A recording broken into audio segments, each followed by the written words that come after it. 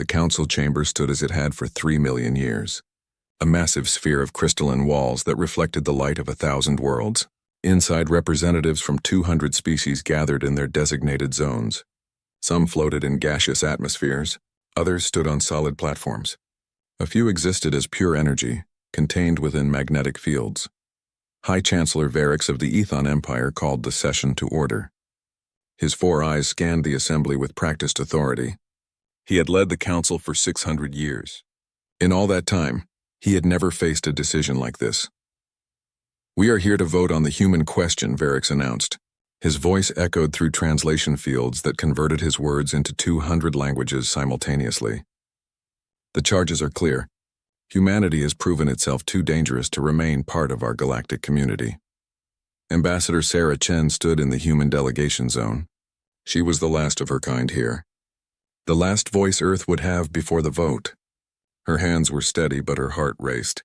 Around her, holographic displays showed the evidence against her species.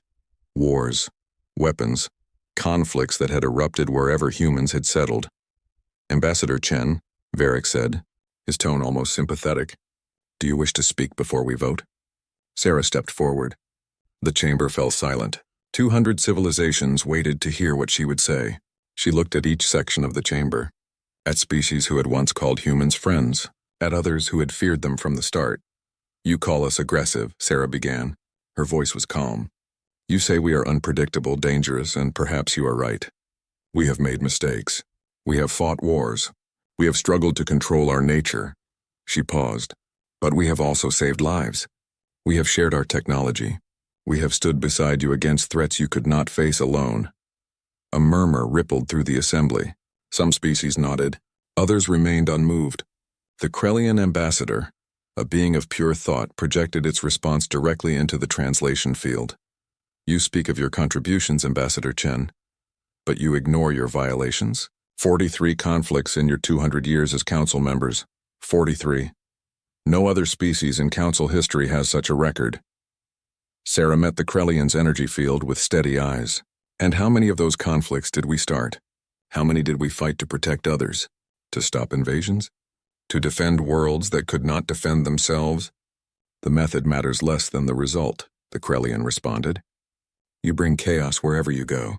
The council was peaceful before humanity arrived. It will be peaceful again after you leave," Sarah wanted to argue. She wanted to scream that peace bought through inaction was no peace at all. But she knew it would not matter. The decision had already been made. This vote was a formality. The council had decided humanity's fate in closed sessions weeks ago. "Very well," Varix said. "We will now vote. All in favor of exiling humanity from the Galactic Council and sealing their home system behind a quantum barrier." Lights began to glow throughout the chamber. Blue lights, the color of agreement. Sarah watched as section after section illuminated. Species she had worked with. Species she had saved, all of them voting to exile her people. "The vote is unanimous," Varix announced. "Humanity is hereby exiled from the Galactic Council. The quantum barrier will be erected within 1 standard cycle. You have that time to return to your home system." "I am sorry, Ambassador Chen, but this is for the good of the galaxy." Sarah stood silent for a long moment. Then she spoke. Her voice was quiet, but it carried to every corner of the chamber. "You will forget us," she said. "Give it time and we will become a story, then a legend, then a myth. Eventually we will be nothing more than a warning tale you tell your children. The dangerous humans who were cast out." She looked directly at Varix. "But we will remember you, all of you, and one day we will return." "You speak of threats, Ambassador?" the Krellian demanded. "No," Sarah said softly. "I speak of promises." She turned and walked from the chamber. Behind her, the council members began discussing the technicalities of the barrier. How strong it needed to be, how long it should last, whether humanity would ever truly be a threat again. None of them considered that 800,000 years was a very long time. The quantum barrier went up exactly as scheduled. It surrounded the entire Sol system in a field that existed in 17 dimensions simultaneously. Nothing could pass through it. No ship, no signal, no light from the outside universe. From Earth's perspective, the stars simply vanished. One moment, the night sky was full of distant suns and neighboring systems. The next, There was nothing but the void. Humanity was alone. The first century was the hardest. Panic swept through human colonies in the Sol system. Many thought it was an attack. Some believed it was the end of everything. Governments struggled to maintain order. Religions sprouted overnight, claiming the barrier was divine judgment. But humans adapted. They always did. Scientists studied the barrier. They learned its properties. Its weaknesses. They discovered it was not impenetrable after all. It simply required them to think differently about physics, about reality itself. By the 1000th year, humanity had colonized every planet and moon in the solar system. They built cities in the clouds of Jupiter, mines in the asteroids, research stations in the Kuiper Belt. The Sol system became a single unified civilization. By the 10,000th year, they had changed. Genetic engineering, cybernetic enhancement, neural interfacing with machines. Humanity evolved beyond what the Council would have recognized. But they retained their core identity. They remembered who they were. They remembered the exile. By the 100,000th year, they had learned to manipulate dimensions. They created pocket universes within the Sol system, spaces that existed parallel to normal reality. Some humans chose to live entirely in digital realms. Others merged with artificial intelligence. A few remained purely biological, preserved in stasis, and through it all they worked on the barrier. Generation after generation studying it, learning from it, understanding it. 800,000 years after the exile, they finally solved it. The barrier did not fall.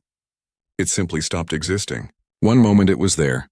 The next it was as if it had never been. The stars returned to Earth's sky. The universe opened before humanity once more. In the council chamber, alarms began to sound. Sensors that had been dormant for hundreds of millennia suddenly activated. The barrier around the Sol system had vanished, and something was emerging. High Chancellor Zyron, who had led the council for only 50 years, received the report with confusion. The Sol system? She had to search the historical archives to even understand what that meant. The records were ancient, dusty, almost forgotten. Humans, a species exiled so long ago that most current council members did not even know they had existed. What do we know about them? Zyron asked her advisors. Very little, Chancellor. They were deemed dangerous, aggressive, unpredictable. The council of that era chose exile over coexistence. Zyron studied the sensor readings. Thousands of ships were leaving the Sol system.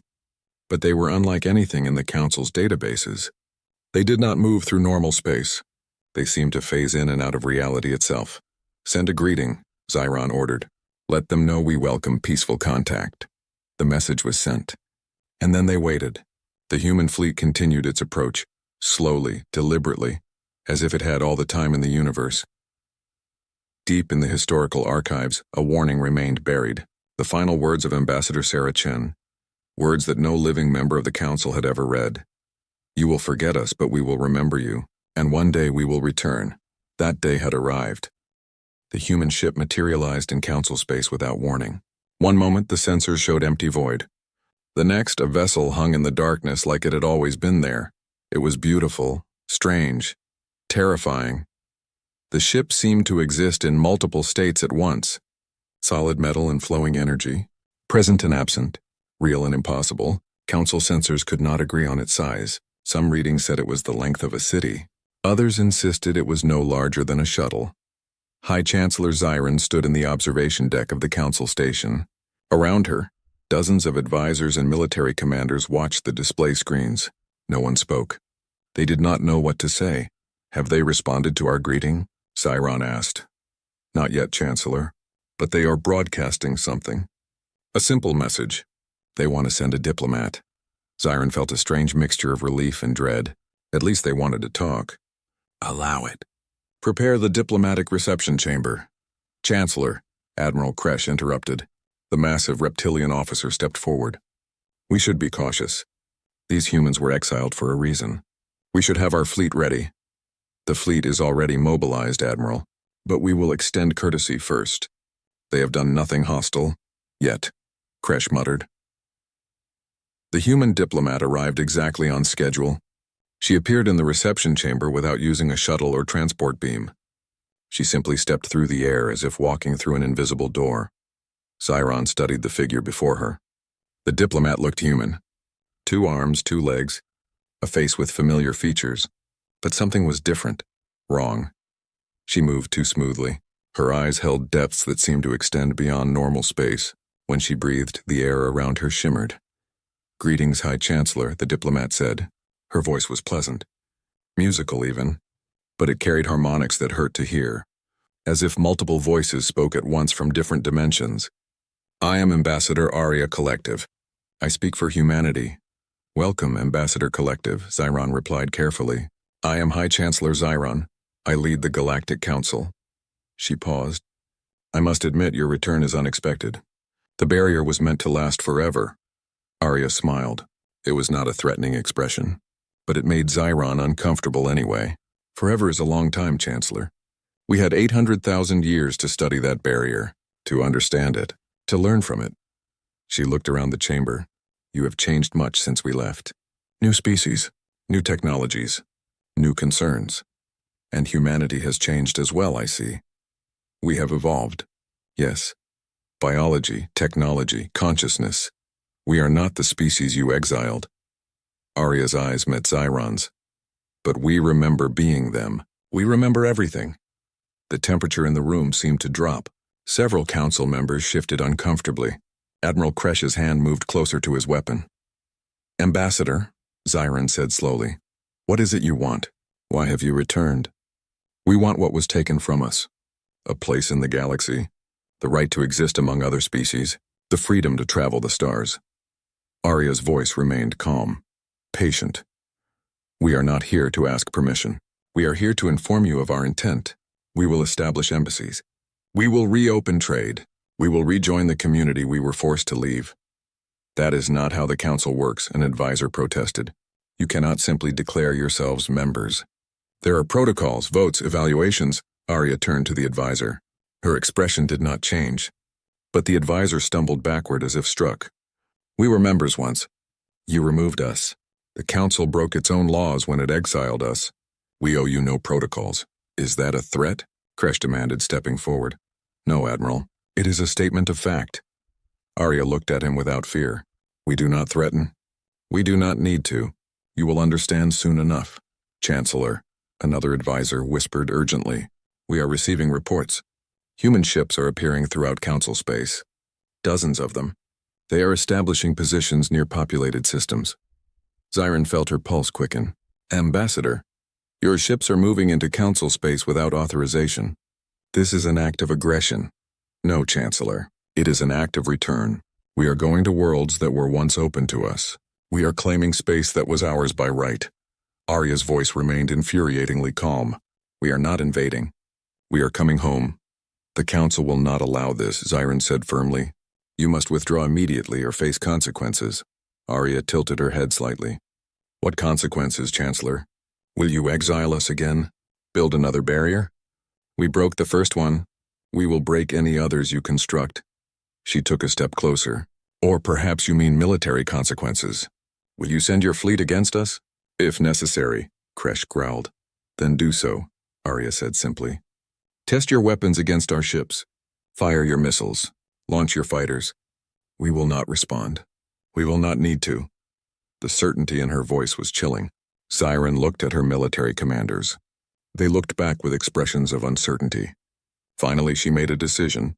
"Very well, Ambassador. You wish to make a statement? We will respond in kind. This meeting is over. The Council will convene immediately to address this crisis. Until then, I recommend your ships maintain their current positions.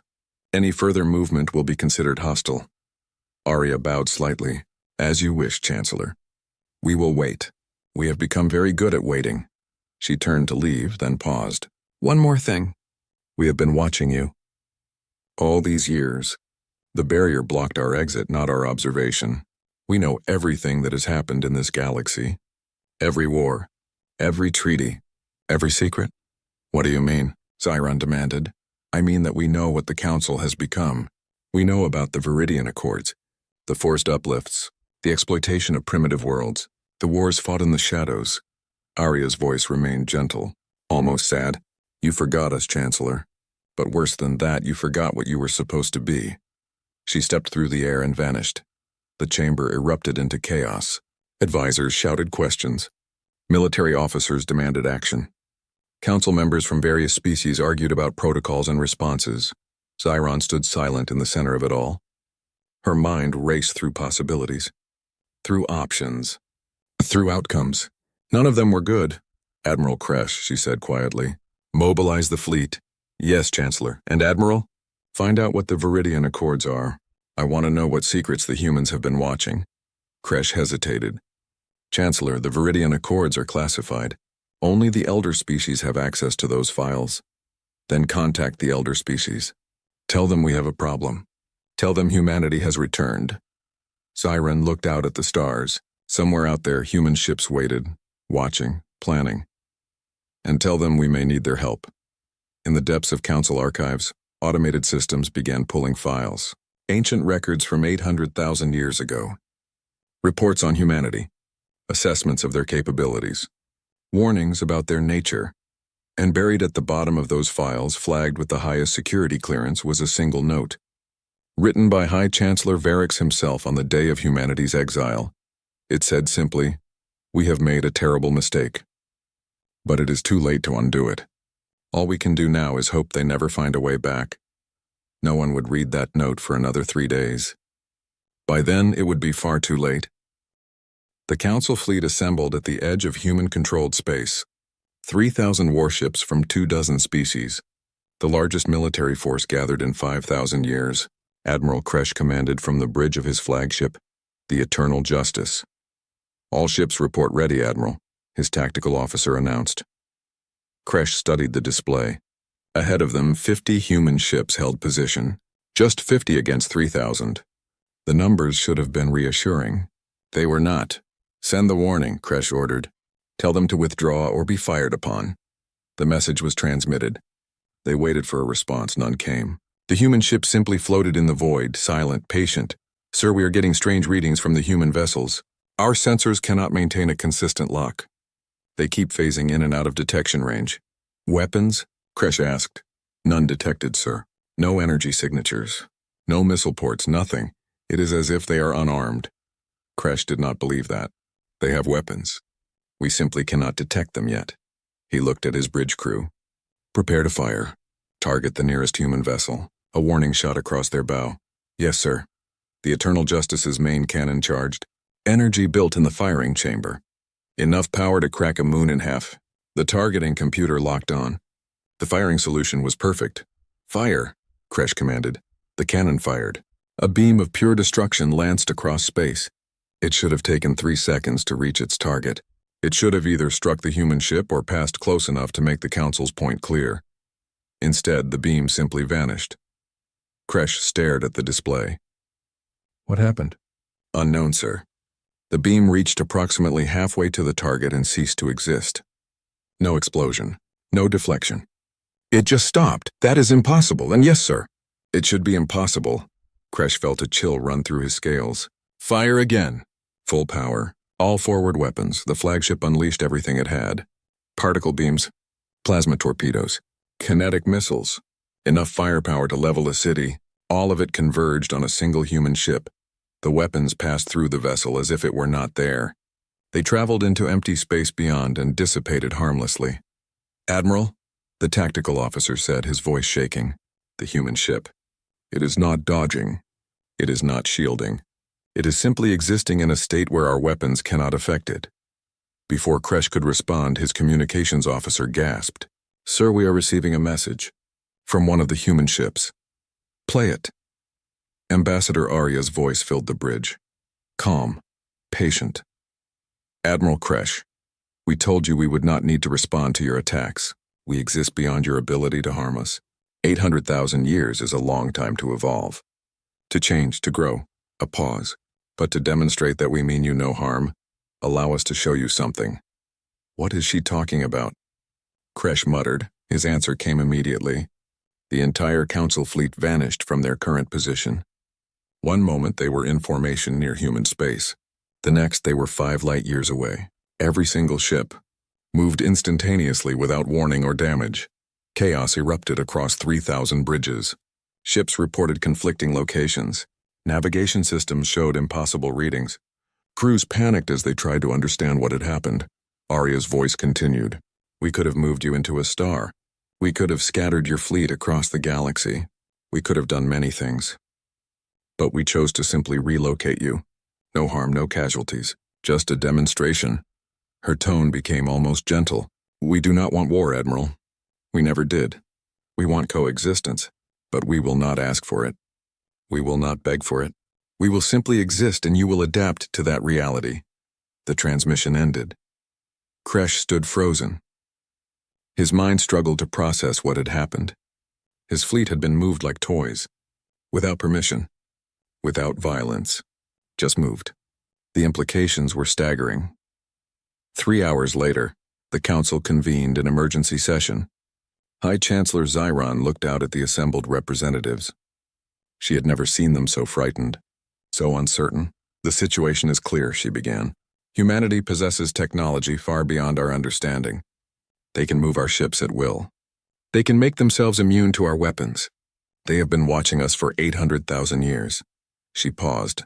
And they have information we do not want released. What information? A younger species representative asked. What are these Viridian Accords the human mentioned? The chamber fell silent. The elder species exchanged glances. Finally, Ambassador Thel of the Krellian Collective spoke. His energy field pulsed with discomfort.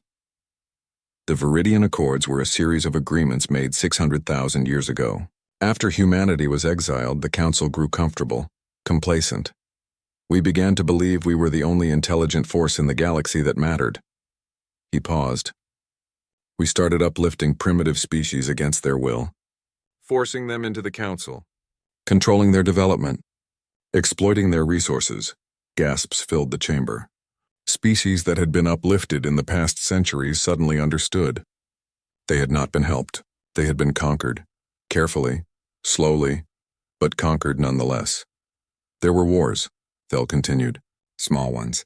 Hidden ones. Species that resisted were eliminated or driven to extinction. All of it done in secret. All of it justified as being for the greater good. His field dimmed with shame. The humans were right. We forgot what we were supposed to be. We became exactly what we accused them of being. And the humans have evidence of all of this? Zyron asked. If they were watching as closely as they claim, yes. They would have seen everything. The chamber erupted. Accusations flew. Alliances fractured. Species that had thought themselves equal suddenly realized they were subjects. The Council was tearing itself apart. Zyron called for order. It took several minutes for the noise to die down. When it did, she spoke with a heavy heart. We have two choices. We can fight the humans, which appears to be impossible. Or we can negotiate with them. Personally, I recommend negotiation. She looked at the elder species representatives. And I recommend we do so honestly. No more secrets. No more manipulation. Agreed, Thel said quietly. The age of the old council is over. Perhaps it is time for something new. Then I will contact Ambassador Collective. We will arrange formal negotiations. Siren stood. In the meantime, I want all information on the Viridian Accords made public. Every file. Every report. Every hidden agreement. If humanity is going to expose us, we will do it ourselves first. On our own terms, Chancellor. An advisor protested. That information could destroy the Council's credibility. It could cause uprisings, wars. Yes, Zyron agreed. It probably will. But it is better than letting the humans do it for us. At least this way we show that we are capable of honesty, that we can change. She looked around the chamber. The humans evolved in their isolation. Now we must evolve as well, or we will be left behind, the vote was called. It passed. Barely. But it passed. Over the next 48 hours, 800,000 years of hidden history began to flood into public networks. Species across the galaxy learned the truth about their uplift, about wars fought in their names without their knowledge, about resources taken, about freedoms lost. The galaxy burned with rage.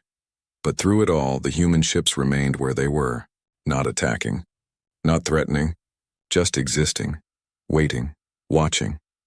Exactly as they had for 800,000 years. The galaxy fractured within weeks. Dozens of species that had been forcibly uplifted declared independence from the Council. Some demanded reparations. Others called for trials. A few simply vanished.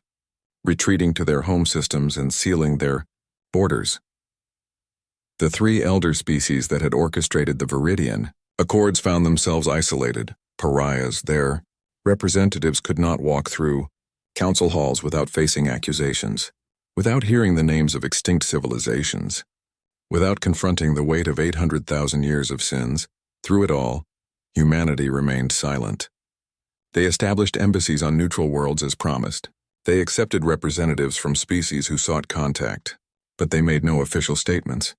No public declarations. They simply waited. High Chancellor Xiron requested a meeting with Ambassador Arya. It took 3 days to receive a response. When it came, the message was brief. The humans would meet, but on their terms, on their territory. Xiron found herself standing in a shuttle approaching a human vessel. She had brought only minimal security. 3 guards, 1 advisor. The humans had suggested she come alone, but that would have been political suicide. The human ship grew larger in the viewport. Up close, it was even more impossible than from a distance. The hull seemed to shift between states: solid, liquid, gaseous, energy. All of them and none of them. It hurt to look at directly. Docking port opening, her pilot announced nervously. They entered the human vessel. The interior was vast, empty. A single corridor stretched before them, lit by light that seemed to come from nowhere and everywhere at once. The walls were transparent. Through them, Xiron could see impossible things, rooms that existed in curved space, gardens that grew in 4 dimensions, beings that were human and not human, moving through areas where physics worked differently. Ambassador Arya waited at the end of the corridor. She stood in what appeared to be a meeting room. Simple chairs, a simple table. Everything designed to look normal, comfortable, but Xiron could feel the wrongness. This room existed outside normal space. Outside time itself. High Chancellor Arya greeted. Thank you for coming. Please sit, Xiron said. Her guards remained standing, tense, ready for threats they could not possibly defend against. Ambassador Collective, Xiron began. I will be direct. The galaxy is in chaos. The information you mentioned has destroyed the Council's authority. Species are leaving. Some are preparing for war. If this continues, we will see conflicts that make our past sins look minor. We released no information, Chancellor. You did that yourselves. Arya's expression was unreadable. We merely suggested you had secrets. You chose to reveal them. Because you would have done it anyway. We chose the lesser evil. Xiron leaned forward. What do you want, Ambassador? Why did you return? If it was vengeance, you have achieved it. The Council is broken. Our reputation destroyed. Centuries of work undone in days. We did not return for vengeance, Arya said softly. We returned because we had to. What do you mean? Arya stood and walked to the transparent wall. Beyond it, space twisted in ways that defied description. Chancellor, in our isolation, we developed abilities beyond your comprehension. We learned to see across dimensions, across time, across possibilities. She turned back, and we saw something coming. Something terrible. Xiron felt her blood chill. What kind of something? We call it the consuming dark. It exists in the void between galaxies.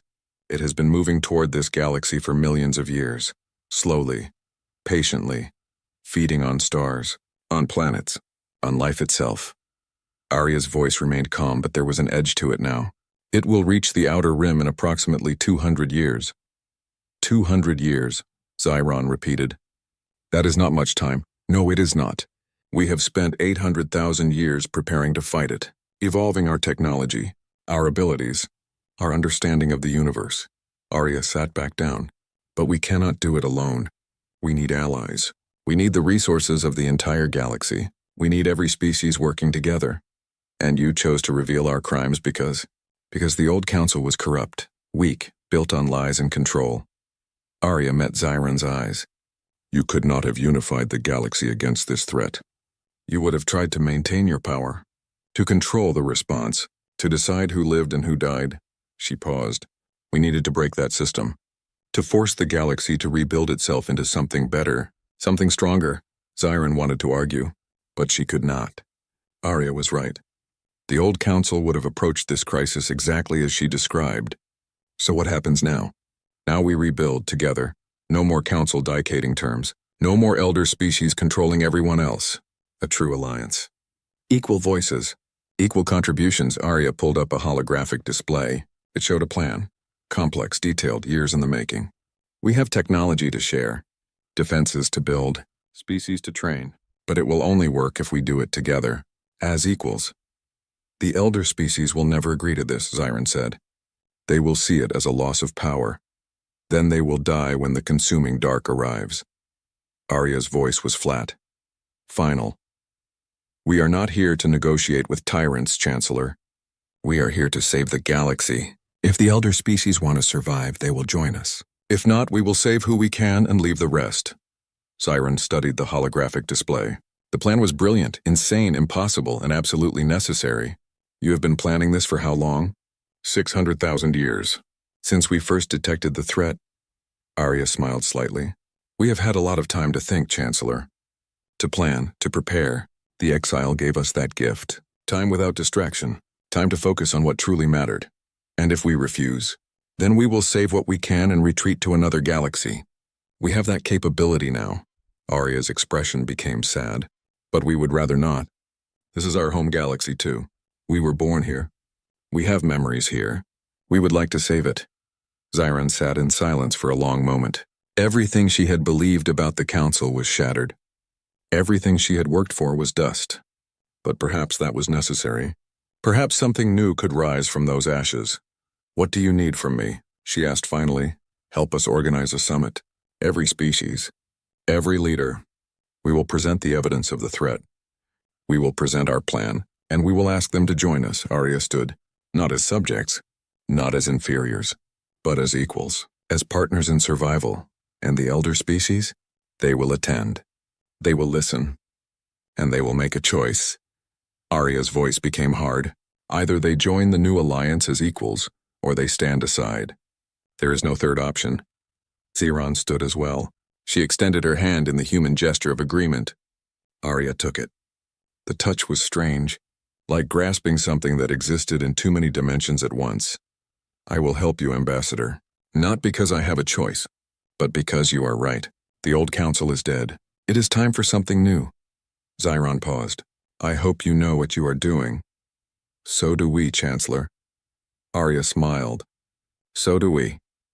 As Zyron's shuttle departed the human vessel, she looked back at the impossible ship. It faded from view, phasing into dimensions she could not perceive.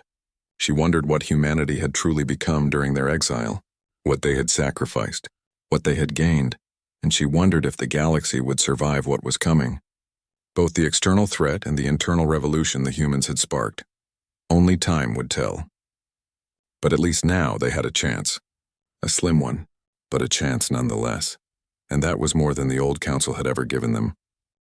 The summit took place on a neutral world, a planet that had never joined the council, that had watched galactic politics from a distance for millennia. Now it hosted the largest gathering in recorded history, representatives from over 500 species.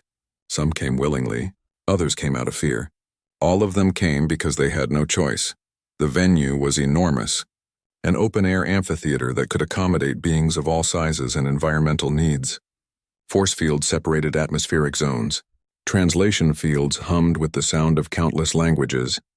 Above it all, holographic displays showed images from deep space. Ambassador Arya stood at the center of the amphitheater, alone, exposed. Every eye in the galaxy was upon her. She did not seem to notice. Or perhaps she did not care. 800,000 years ago, she began, her voice carrying to every corner of the massive space. My people were exiled from this galaxy. You feared us. You called us dangerous, unpredictable, a threat to peace. She paused. You were right to fear us, but not for the reasons you believed. The holographic displays shifted. They showed images of the consuming dark, a vast emptiness that devoured light itself, entire star systems vanishing into void, planets crumbling to dust, life extinguished in moments. This is what is coming, Arya continued. We detected it 600,000 years ago. At first we thought it was natural, a phenomenon we could study, understand, perhaps even harness. Her expression darkened. We were wrong. It is alive, ancient, hungry, and it has destroyed 17 galaxies before ours. Gasps filled the amphitheater. Panic spread like wildfire. Representatives demanded proof. Evidence. Some accuse the humans of lying, of manufacturing a threat to gain power. Arya raised her hand. The displays changed again. Now they showed mathematical models, sensor readings, spectral analysis, data collected over hundreds of thousands of years, all of it pointing to the same conclusion. The threat was real. The threat was coming. The threat would arrive in 200 years. We do not ask you to believe us on faith, Arya said. We ask you to look at the evidence, to study it with your own scientists, to verify it through your own methods. Take whatever time you need. But understand this. Every day of delay is a day we could be preparing, a day we could be building defenses, a day we could be saving lives. Ambassador Thel of the Krellian Collective spoke. His energy field pulsed with distress. Even if this is true, what can we do? If this entity has destroyed 17 galaxies, what hope do we have? Hope, Arya replied, is exactly what we have. We have had 800,000 years to prepare, to evolve, to develop technologies and strategies specifically designed to fight this threat. The displays shifted again, showing designs for weapons, shields, dimensional barriers, things that looked more like magic than science. But we cannot implement these alone. We need the combined resources of the entire galaxy. We need every species contributing, every mind thinking, every hand building. And what do you get out of this? Another representative demanded. A species that had been forcibly uplifted and still bore the scars. Why should we trust you? Why should we believe this is not another attempt to control us? Arya looked directly at the speaker. Because if we wanted to control you, we could. We have demonstrated our capabilities. We could have conquered this galaxy within weeks of our return. We could have ruled it through fear and force, she paused. But we did not. We will not, because that is not who we are anymore. We evolved beyond the need for dominance, beyond the desire for power over others. Then what do you want? The representative pressed partnership. Arya said simply. Equals working together. We will share our technology freely. We will share our knowledge openly. We will ask for nothing in return except cooperation, except effort, except the willingness to stand together against extinction. High Chancellor Zyron stood. Ambassador Collective is correct. I have reviewed the evidence. I have consulted with our best scientists. The threat is real, and our only chance of survival is unity. She looked around the amphitheater. The old council is dead. It died the moment we revealed our crimes.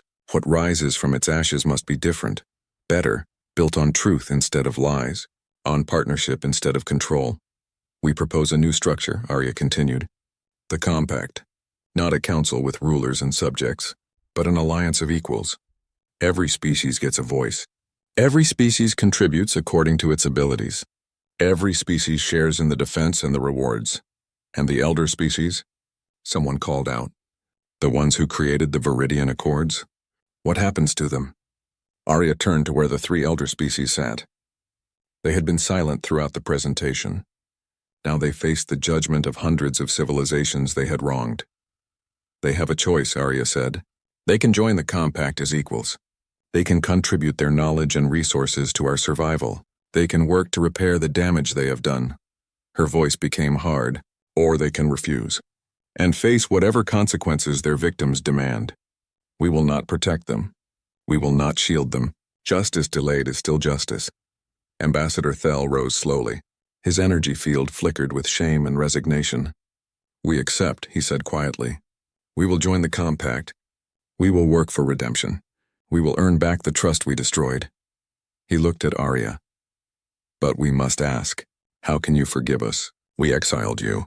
We tried to erase you from history. We became everything you warned us against. We do not forgive you, Arya replied simply. Forgiveness is not ours to give. It belongs to those you harmed, to those you exploited, to those you destroyed. She paused. But we understand that survival requires pragmatism. We need your experience, your knowledge, your resources. So we will work with you, not as friends, not as forgiven criminals, but as partners in survival. And perhaps over time you will earn something more. Thel bowed deeply. It was a gesture of submission, of acknowledgement, of acceptance. The other elder species followed suit. One by one they stood and bowed. They accepted their new place in the galaxy, not as rulers, not as controllers, but as equals among many. Then it is decided, Zyron announced. The Galactic Council is formally dissolved. The compact is established in its place. All species who wish to join are welcome. All species who wish to lead must first serve. All species who wish to survive must work together. The vote was called. Not unanimous. Some species abstained. Some refused outright, but the majority agreed. The compact was born. Over the following months, the galaxy transformed. Human technology flooded into compact systems, dimensional shields, quantum weapons, consciousness transfer protocols. Things that had taken humanity 800,000 years to develop were shared freely. Species that had been enemies for millennia worked side by side. Old grudges were set aside. Not forgotten, but prioritized below survival. Construction began on massive defense platforms at the galaxy's edge. Early warning systems that could detect the consuming darks approach years in advance. The elder species worked harder than anyone. They seemed desperate to prove themselves, to atone for their crimes. Ambassador Thel personally oversaw the construction of the largest defense station. He slept little, ate less, drove himself and his people to exhaustion. One day, Arya found him alone in an observation deck. He was staring out at the construction, watching thousands of ships from hundreds of species working in perfect coordination. Ambassador Collective, he said without turning. I have a question. Ask it. Did you plan this? All of it? The exile, the evolution, the return, the revelation of our crimes. Did you manipulate us into destroying ourselves so you could rebuild us? Arya was silent for a long moment. No, she said finally. We did not plan the exile. We did not want it. It was forced upon us. She moved to stand beside him. But we used it. We adapted to it. We learned from it. And when we discovered the threat, we realized the galaxy as it existed could not survive. So we chose to break it, to rebuild it, to make it stronger. You could have told us about the threat without exposing our crimes, could we? Would you have listened? Would the younger species have trusted a council built on lies? Would they have fought for a system that had exploited them? Arya shook her head. No, we needed to destroy the old structures completely, to give the galaxy a chance to build something better. You sound like you are trying to convince yourself, Thel observed. Arya smiled sadly. Perhaps I am. We have done terrible things to save the galaxy. We have manipulated, deceived, destroyed trust that took millions of years to build. We tell ourselves it was necessary, that the ends justify the means. But sometimes, in quiet moments, we wonder if we have become what you once feared. No, Thel said firmly. What we feared was aggression without purpose, violence without reason, chaos without care. He turned to look at her. You are none of those things. You are ruthlessly pragmatic. You are willing to do what must be done, but you do it for survival. For the greater good. That makes you dangerous, but it does not make you evil.